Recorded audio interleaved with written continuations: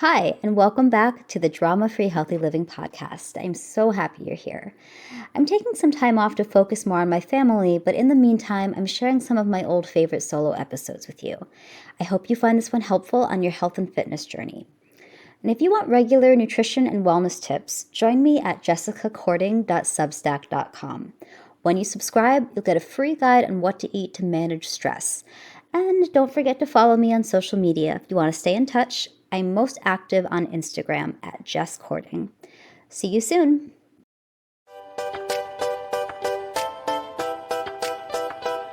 Welcome to Drama-Free Healthy Living with Jess Cording. I'm your host, Jess Cording. I'm a registered dietitian, health coach, and author, and I'm here to help you streamline your wellness routine and establish a sane, more balanced relationship with food and fitness so you can reach your goals without losing your mind. On this podcast, we'll talk about nutrition, exercise, self-care, mindset, and more. I'll be bringing you interviews and expert insight on the topics that matter to your health and wellness. Welcome to the Drama-Free Healthy Living podcast. I'm your host, Jess Cording, and today we're going to talk about Anger Management 101. This is a major game changer, and conveniently, you're listening to another episode in my series of Little Game Changers. So in these short and sweet episodes, I bring you some of my favorite tips and tricks from my book, The Little Book of Game Changers, 50 Healthy Habits for Managing Stress and Anxiety. And this is a topic that I talk about in the body chapter. The book is broken down into mind, body, and spirit chapters, and the body chapter opens with this topic because it's one of the absolute core aspects of eating to support emotional and mental well-being, and physical as well. So if you're not familiar with hunger, and if that's you, wow, I'm impressed. But hunger, essentially, it is hunger plus anger, because it's really hard to function and show up as a calm, focused, as ourself that deals well with stressors when we're not properly nourished. So low blood sugar is the primary contributor to hunger. And generally speaking, one of the main reasons that we might experience hunger is if we wait too long to eat between meals and snacks, or if what we're eating are things that really don't fill us up, that our body kind of burns through really quickly, leaving our blood sugar really unstable throughout the day. So once in a great while, we might experience this from time to time if you have a day where you're completely thrown off your schedule. But if you start to notice that hunger is your resting state, kind of the norm for you, that might be a sign that you need to take a look at what you're eating day to day and really look at how to support yourself better. So the basics of how it works. So it all comes back to blood sugar. So when we eat any kind of carbohydrate containing food, so that might be grains, fruit, starchy veggies like potatoes, peas, corn, or certain dairy products, of course added sugar, that's also contributing carbs. As we digest these foods, they raise our blood sugar, and that's a natural physiological process. That is what is supposed to happen. We get glucose to make energy from those foods. But if we eat those things on an empty stomach, or we have too large of a portion relative to fats and proteins at our meals, our body, it'll either burn through it super quickly, giving us a quick spike in blood sugar, that surge of energy, and then a very sharp crash not too long after. Or sometimes what can happen is if we eat too big a portion, our body kind of freaks out trying to process that through the rest of the day, leaving us kind of set up for riding like a glucoaster, so to speak, as I've heard it described, where your blood sugar is kind of on this roller coaster and your energy, your emotions are going right along for the ride, and your anxiety. So good news is that incorporating protein, fat, and fiber into our meals and snacks can really make a big difference.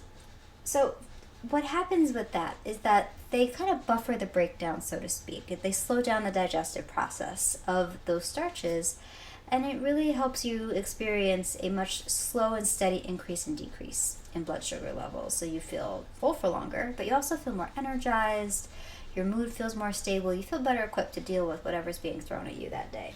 So I don't know if you've ever noticed this, but say you eat like a donut for breakfast, and the way that you feel after that, pay attention. Notice how you might feel if you eat, say, like whole grain toast with an egg on top. Very different experience, likely. So I always like to say, make it about blood sugar if you're looking at how to avoid those hangry meltdowns. And that said, we've all had them. Apologize afterwards. I'm sure I've seen shirts that said, I'm sorry for what I said when I was hungry. And man, there is a lot of truth to that.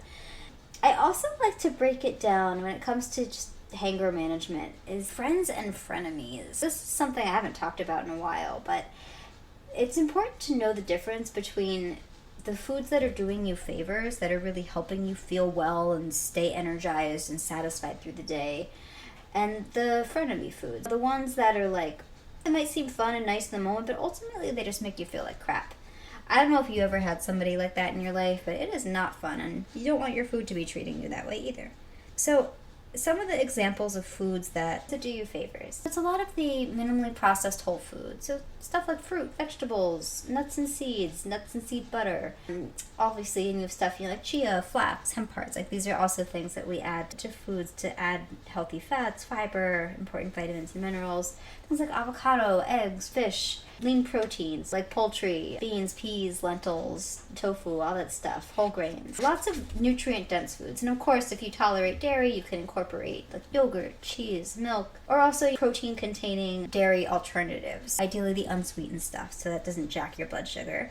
And then unrefined oils like olive oil, avocado oil, that kind of stuff. And those are just a few examples. That's just a very basic category of some of the foods that you want to be making the bulk of your meals and snacks with. I'm a really big fan of the 85-15 or 80-20 approach to healthful eating, where the majority of what we're consuming is that healthy, nourishing stuff, but then there's a little room for pleasure, because that is also important. But I always say that if you are going to be having something like a sweet treat, for example, this comes up a lot, the best time to have it, just from a blood sugar management perspective and avoiding hangry episodes, is really to have a little bit at the end of a well-balanced meal, because that way the protein, the fat, and the fiber in that meal is going to help offset the carbs if you're eating something sweet, say, and so you're not going to have like a quick rush of glucose to your system and then end up feeling kind of off the rest of the day.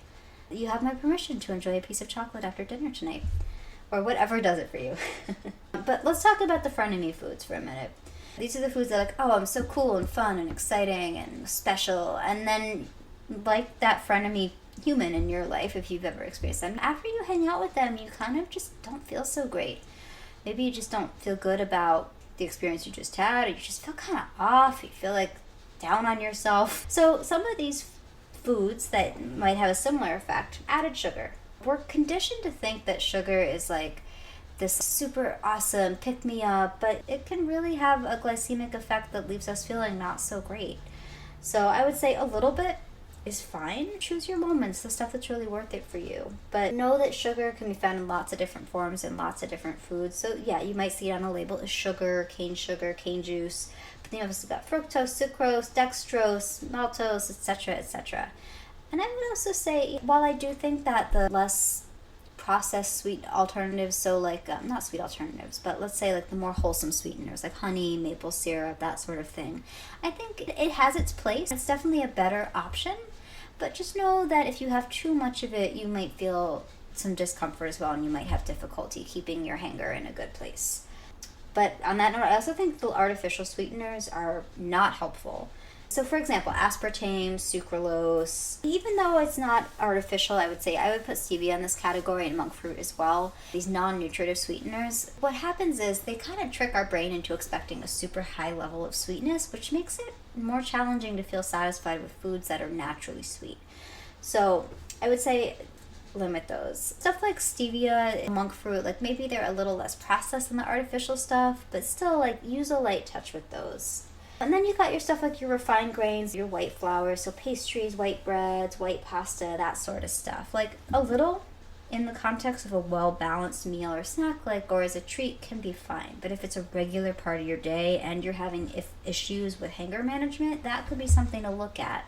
And then you've got lots of processed snacks, like chips, cookies, stuff with lots of preservatives and other additives, all that stuff. Foods that are not providing a lot of nourishment, not providing great fuel for the brain and body. You got stuff like trans fats, and then all the packaged things with like artificial coloring, dyes, like lots of colors and things that are like visually appealing but really are not providing much nutrition. But that's the stuff that's just not really giving you much benefit. You notice I didn't really talk about certain things like red meat, for example. Like a little bit can be okay once in a while, but know that when you have too much of that, research has shown that it's linked to adverse health effects. So from a blood sugar management perspective, it's fine, but a little goes a long way with certain foods. And when we get super granular about it, nutrition varies from one person to the next. What pattern helps you thrive could look pretty different from your identical twin or your friend or your colleague or your parent. So I always say you do you, and you're the expert on you and how you feel. But very basically, I think it's really about incorporating more of those foods that do you favors, that offer nourishment, that satisfy you. Yes, physically, but also mentally. Paying attention to how you feel after you eat something. Do you feel satisfied? Did you like the flavors, the textures? I think all that stuff matters. Just incorporating more of the foods that you really enjoy and that make you feel great, and making swaps when it comes to finding new things for the foods that you're trying to do less of, crowding out the stuff that's less helpful for you. I have this policy in my work where because sometimes people, when they see me for the first time, they're worried I'm going to quote unquote take things away from them. I always find that very interesting. And so I'm very upfront. I'm like, I don't like to tell you to get rid of something without offering at least one potential substitute, something else to try instead. So experiment. And then with the hanger management stuff, as far as liquids go, because I get asked about this sometimes, water really is your best bet for hydration.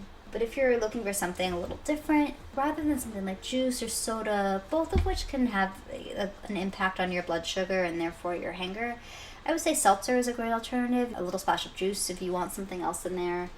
And with the coffee and tea, they've been shown to have some potential health benefits. So definitely if you do enjoy them, and they can be part of a healthy diet and offer some potential health benefits. But just know that there is a sweet spot. The current recommendations for what's a safe amount of caffeine, it's capped at about 400 milligrams max. So that's about 4.5 espressos or 4 cups of drip coffee, or 2 Starbucks coffees because it's a very strong brew. Tea has a little bit less caffeine than coffee. But just know that just because that's the recommendation, you might find that you do better with a little less or a lot less. Caffeine can sometimes drive up anxiety. So just be mindful of how it affects you.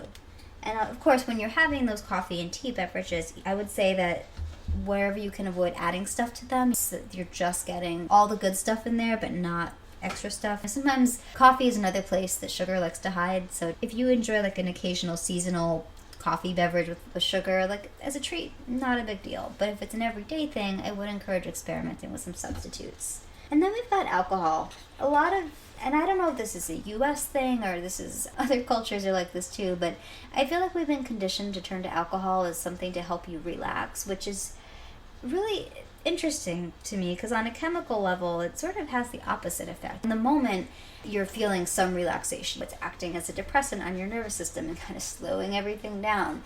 But then you end up with a big old anxiety spike the next day, or you might be experiencing abdominal discomfort or GI discomfort. Of course, it also can mess with your blood sugar, your energy, your mood, so be moderate, be careful with alcohol. The current recommendations are to limit it to 2 or fewer drinks per day for men, or 1 or fewer drinks per day for women, but for certain health conditions. So for example, with cancer risk, we do know from research that less than that is beneficial. We really need to be extra careful about alcohol and really limit intake. And even though it's marketed to us as something being very stress reduction and unwind with a glass of wine, it's not necessarily going to fix our stress. And oftentimes if someone is drinking a glass of wine to unwind, we'll stick with that example, the thing that you are stressed about is still going to be there when the glass of wine is done. So choose your moments with that and stick to an amount that feels realistic for you.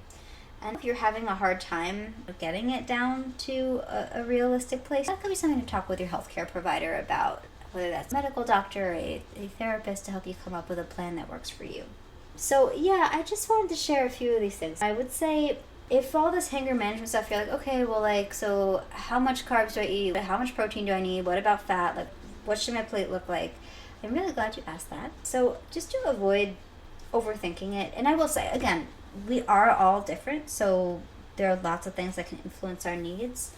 But one formula I found really useful for helping you support hanger management through the day is, at least at lunch and dinner, I'd say at least one of your meals, ideally 2 of your meals, I encourage filling half your plate with non-starchy vegetables. So that's your leafy greens, your broccoli, cauliflower, Brussels sprouts, asparagus, zucchini, all that stuff. And then a quarter of your plate with some kind of protein, whether that is an animal protein, a plant-based protein. And then about an eighth to a quarter of your plate with some kind of carbohydrate, ideally something that is more on the complex side, so sweet potatoes, whole grains, corn, like something that has a little more fiber that's going to take longer to break down. And then make sure there's some healthy fat at the meal. So that might look like a little bit of avocado, or cooking with olive oil or avocado oil, or garnishing with nuts or seeds, or if you're in the mood for cheese, like that could serve that purpose too. So just a little formula I found useful. So yeah, Anger Management 101. These are some of the tools that I found useful for helping keep your blood sugar, your mood in a good place. But know that if you do have a day and you maybe say a few things that you kind of wish you hadn't, just apologize. So, you're listening to the Drama-Free Healthy Living podcast. This is a little Game Changer series. If you want to learn more about the other Game Changers in the book, you can buy the little book of Game Changers on Amazon or any other place that books are sold. It's available in Kindle, audio, paperback, so lots of ways that you can read and listen and learn. So I hope you found this little episode useful. I hope you have a wonderful. We'll talk soon. Thank you for listening to Drama-Free Healthy Living with Jess Cording. We'll see you next time.